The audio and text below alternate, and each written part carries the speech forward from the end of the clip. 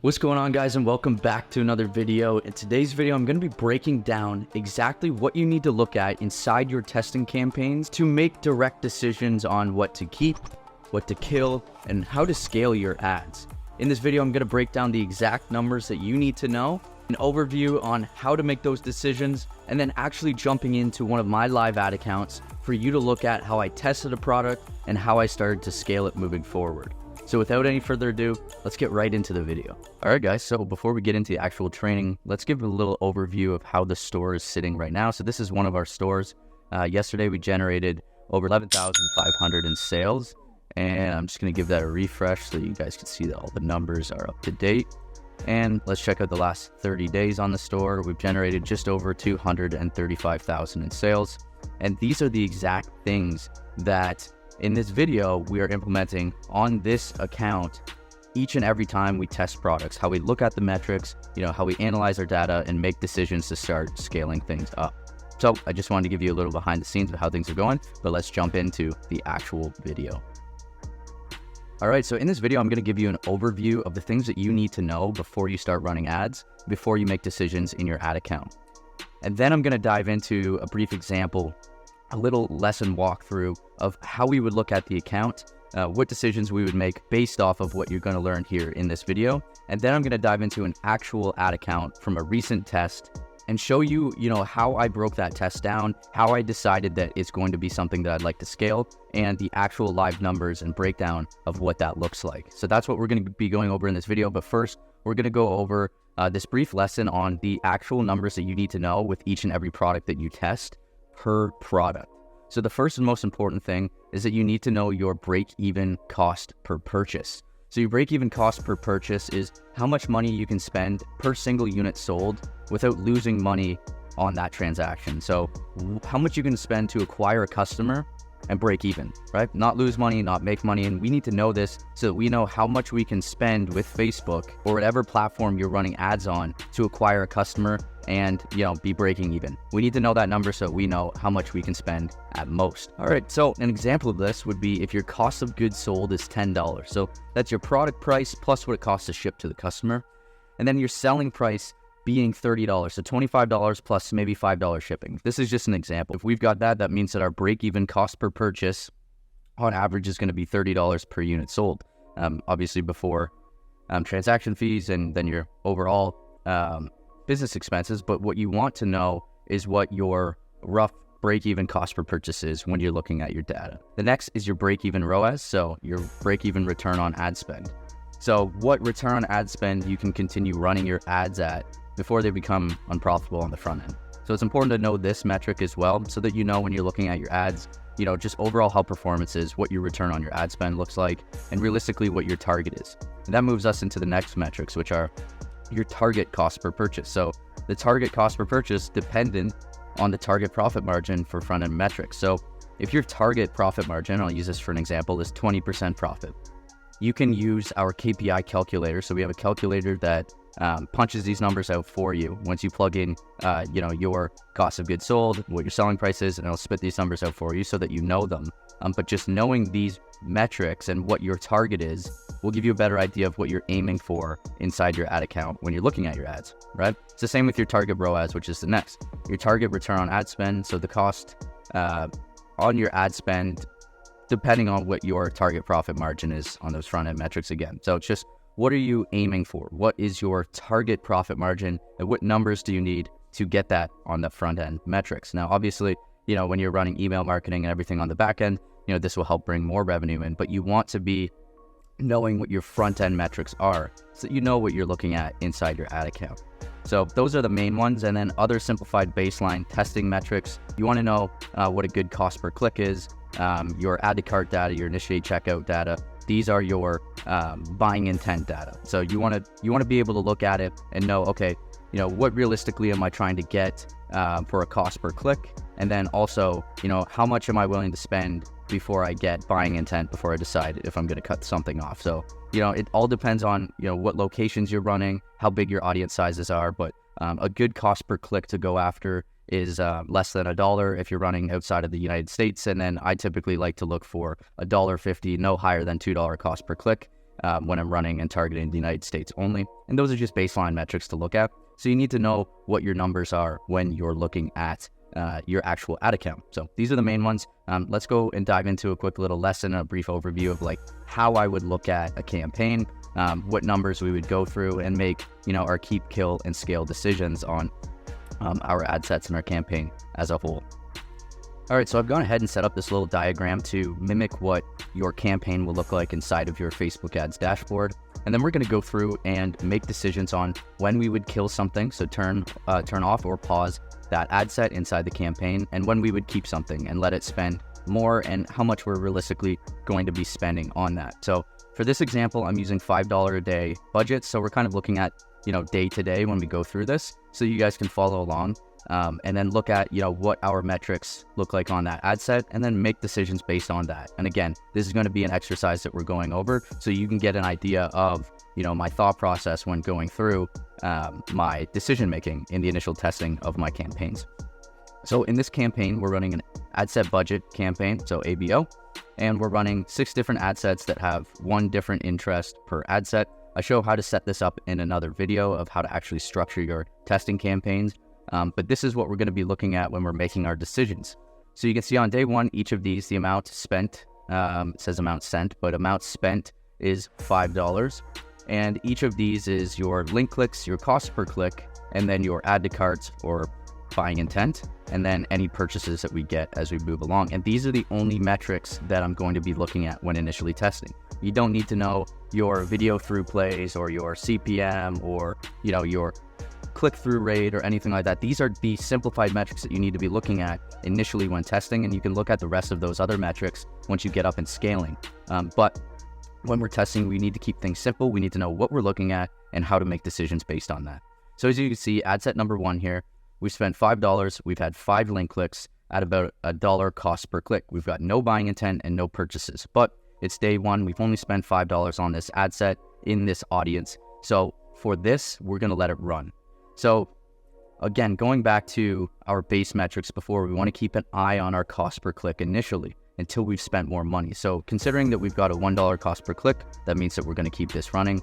We haven't spent enough to get any buying intent or, get any purchases. We can't expect any purchases at this point. The next ad set number 2, we spent $5. We've only got 2 link clicks, and we're looking at a $2.50 cost per click. So that's a little high. For link clicks. Again, you have to take into consideration that just because somebody clicked on your ad doesn't mean they're going to go through and actually make a purchase. They might just go and look at the product page and leave. So this cost per click is a little high. It's not something that I'm going to continue running, so I would turn that off, and then that's why that's red. Then the next one, we're looking at ad set number 3, spent $5, got 2 link clicks. So the exact same as this one. It's a $2.50 cost per click. It's a little bit high, but we already have some buying intent. So that tells me that we need to continue this on a little bit further, give Facebook some more spend, give it some more time to continue optimizing. So take into consideration that Facebook, the algorithm, needs time to optimize and needs spend to optimize as well, right? So since we've already got buying intent, we've only spent $5, this is looking like something that I would continue on and let's spend more budget. So next we've got ad set number 4, $5 and spend 10 link clicks at a 50-cent cost per click, which is really great. And we've already got some buying intent. No purchases yet, but this is looking very strong for an initial spend, right? We've only spent $5. We're already getting some people interested, so we need to let this spend more. So ad set number 5, same thing. We've got a 71-cent cost per click. Things are looking great, and we've already got a purchase on this ad set. So it's not normal, to come out the gate, spend $5 and get a purchase, but this is very strong looking in my opinion. So we're going to let this spend, obviously. And the same thing down here. This is another example. We've got $5, only 1 link click. So we've got a $5 cost per click, which is very bad, but we've got that purchase. So I want you guys to understand that purchasing data, trumps the rest. You want to let things spend if it already has purchases. You're already getting a profitable return after $5 in spend. And obviously it's not optimizing very well yet, but it might optimize better as you let it spend a little bit more, right? You can't base it just on $5 spent necessarily if it's already got some buying intent or purchases. So you're going to want to let that spend even more. So now we've only killed off 1 ad set after day 1, and we're moving on to day 2. So you can see over here, day 2, now all the ad sets have spent $10 after 2 days. And we're going to go through, again, the keep, kill, or scaling decision-making through this example. So $10, we've got 10 link clicks and $1 cost per click.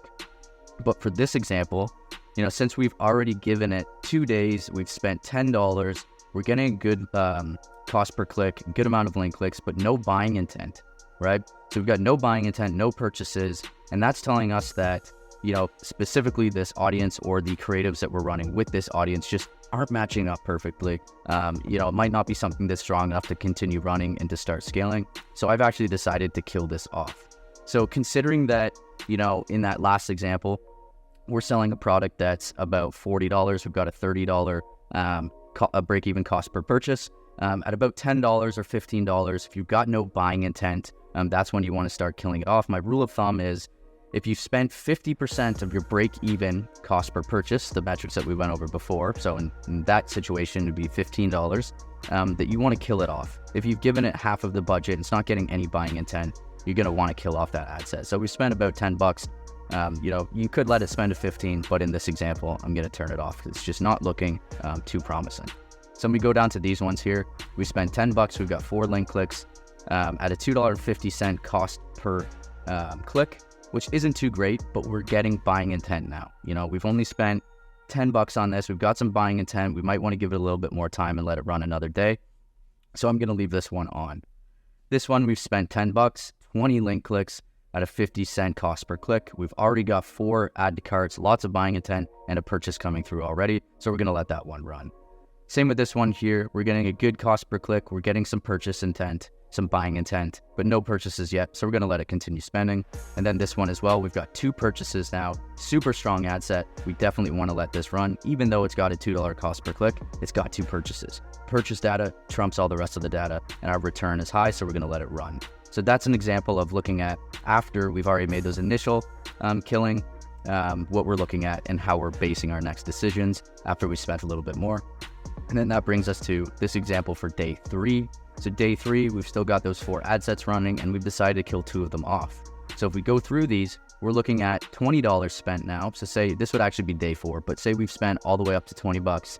We're getting 15 link clicks at $1.33 cost per click. Still very good cost per click. We were having buying intent, but nothing purchased, right? So if we're coming up to nearing our break-even cost per purchase, so our break-even cost per purchase on this was $30, but I'm deciding to kill these off a little bit sooner. You can let them run to your $30 break-even cost per purchase, but for this example, I'm just being a little bit more cutthroat with my decision and saving some budget. So we're not getting any purchases here. So I've actually decided to just kill this one off. And then we're going to go into our next ad set where we spent $20. We got 30 link clicks, and we're getting a 67-cent cost per click. Our add to carts, we're getting lots of buying intent. We've already got 2 purchases. Things are looking good, and we're going to continue letting this spend. Going on to the next ad set here, we spent $20, 30 link clicks, 67-cent cost per click. Lots of buying intent, but no purchases. So again, this is telling me that this audience, this ad set isn't optimizing enough to get that data that we want.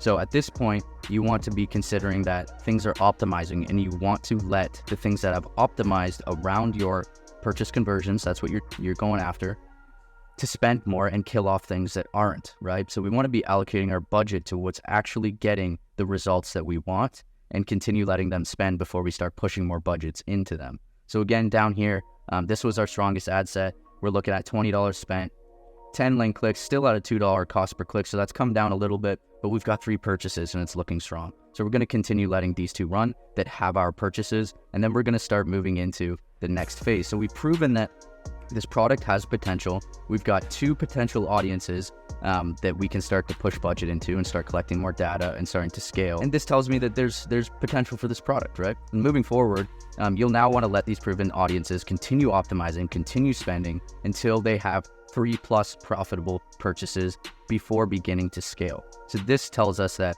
it's not just a lucky sale in that audience. We've got 3 consistent purchases in that one ad set, in that one audience, that is starting to learn, starting to optimize, and Facebook is getting a better understanding of who our purchases are. So then that's when you can start to scale and begin funneling more of your budget into the profitable audiences and the assets that Facebook has deemed as, optimizing well. Scaling is going to be explained in a whole other video. But in this video, we're actually going to dive into an actual ad account of a previously tested product so that you can see it live on the decisions that I made over the first couple of days, and then when and how I started to scale that up. All right, guys, and real quick, before we jump into that, I just want to say that if you are following along this video, learning anything, and have any questions about it, drop a message in the comment section down below. Or if you want to take things to the next level, I want to invite you to join our free Discord group down below. The link's going to be down in the bio. And this is where you can get answers to your questions each and every day and get access to our direct help and, be a part of a growing community of other people who are on the same path as you. And if you've got any value from this video, I just want to also ask that you like this video. You give it a thumbs up, smash the like button, as it helps me continue growing this channel and makes it motivation for continuing to drop value bombs like this each and every week. So subscribe to the channel if you're not already, because every week I'm dropping new videos and you're going to be able to see in depth on what's working currently right now from a live case study store and implement it into your own business to take things to the next level. So without any further ado, let's jump into the ad account. All right, guys, so we're inside an ad account here, and I've used this as an example to go through when testing out products. So this is a product that I tested back in October 11th. So about a month ago is when I first started testing this product, and this was day one of the initial test. So just to give you an overview, I was using $20 a day budgets instead of the $5 that we went through before. You can use anywhere between $5 and $20 per day with your ad sets. Just depends on your budget, how aggressive you want to be. The only difference between that is just how fast you're going to collect the data. So realistically, if you're spending, $5, it's going to take you 4 times as long to figure out the data, to collect that data and be able to make your decisions. But if you're just starting out, it's better to start with a lower budget so that you can make, informed decisions without feeling rushed or, not knowing what you're looking at when you're spending. So just going to give you an overview. So I'd spent here on the first day across 6 ad sets, $20 approximately per ad set at $122 in total spend. And overall, the cost per click on this was 35 cents. So some ad sets we were looking at just above, $1.40 cost per click for our United States ad sets, and then less than $20 cost per click during our worldwide targeting. So this was looking strong out the gate. This cost per click on day one for United States is looking healthy, getting lots of buying intent already on day one after $20 spent. And we had already got 4 purchases in the first day. So this was looking very, very strong overall. I had 3 audiences that were above a 2.9 ROAS, which is really great. And then other audiences that had good front-end metrics. So, I could let those spend and let those continue getting data overall if I wanted to. So this is what day one looked like. I was getting sales out the gate on day one because I was spending a little bit higher budgets with my tests. So I spent $122 on the first day and made back $257. So we were already profitable, which is, not always normal on day one. So it's not normal to be profitable right out the gate.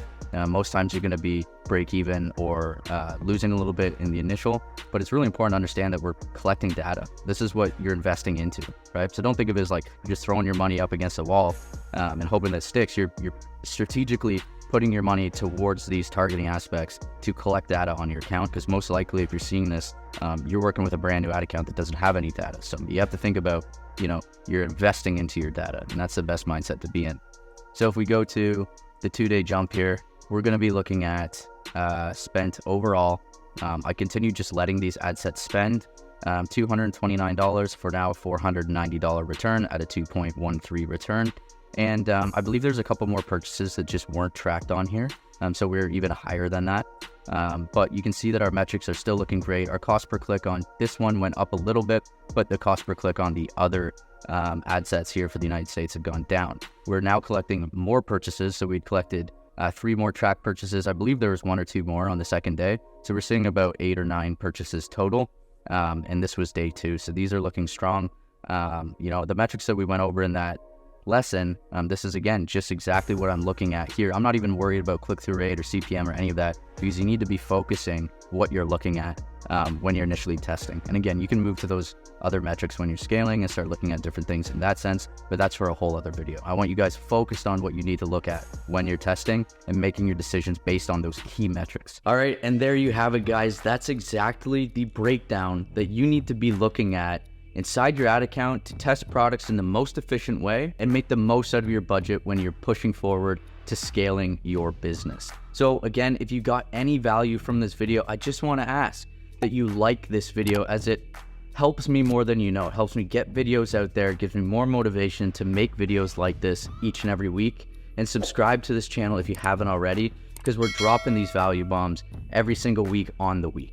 And again, if you want to take things to the next level, I want to invite you to join our Discord group down below. And this is where you're going to be able to get answers to your questions every single day and get direct feedback on where you're at right now and how to get to that next level in your business. So without any further ado, we'll see you guys in the next video.